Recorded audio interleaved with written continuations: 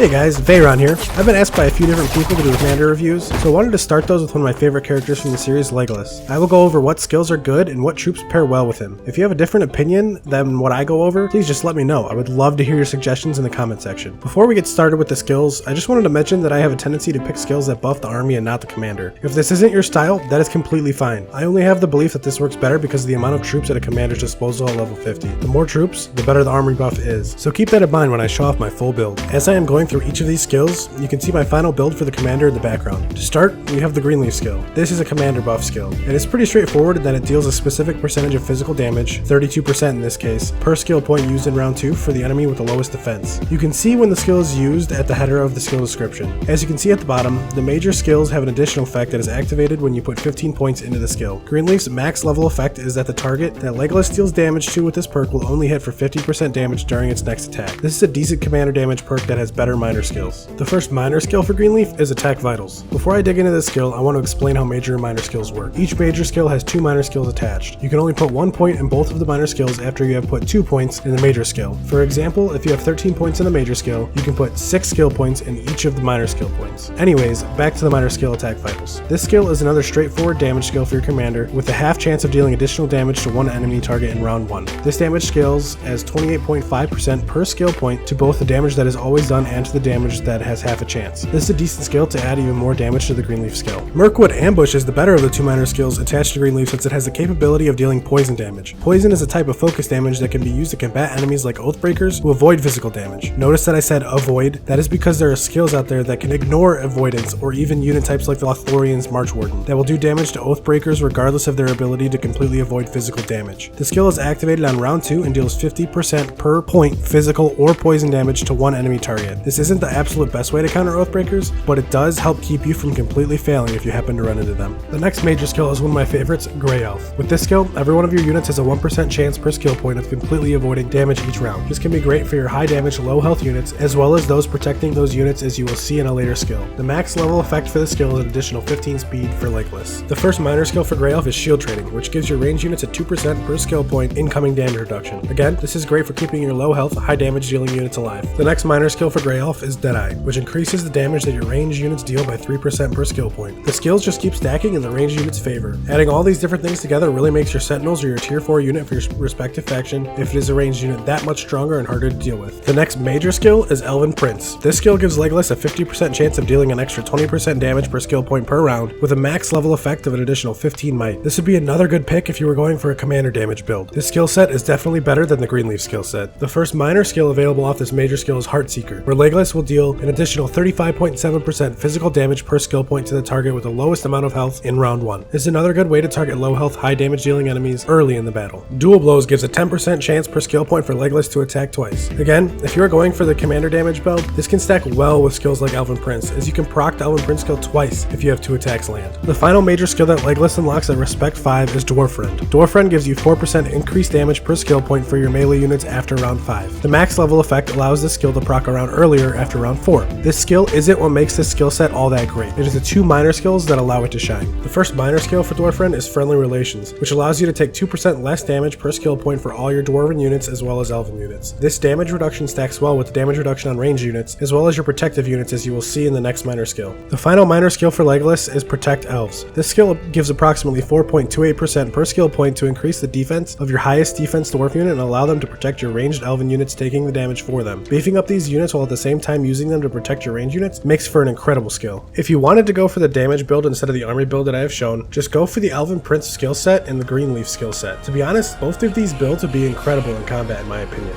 Before I go over the best units to pair with Legolas for the army build, since your army choice doesn't really matter all that much for a commander build, I wanted to show that Legolas has the warrior perk, which grants him 25 might, 2 skill points, and an additional 10% damage at commander level 20. Here's my unit build for Legolas. As you can see, I play as Lothlorian, so I have the incredible ranged unit of the Marchwarden. If you aren't playing as Lothlorian or Linden, I recommend using a Sentinel Elven Ranger unit. If you are Linden, use the Noldor Longshot. As for the front line, if you are Erebor, use their Iron Warrior. If you are any other faction, use the Dwarven Guardians. As you can see, I have a split of 40 command units for my archers and 35 units for my melee units. If you are facing an evil faction like Mordor that uses Ravagers or Trolls, I would recommend adding Bow Knights and split your archers into 20 command units each. And that will do it for this commander review. If you saw something that I could do to improve the build, let me know down in the comments below. And as always, leave a like and please subscribe if you have not already. Bayron out.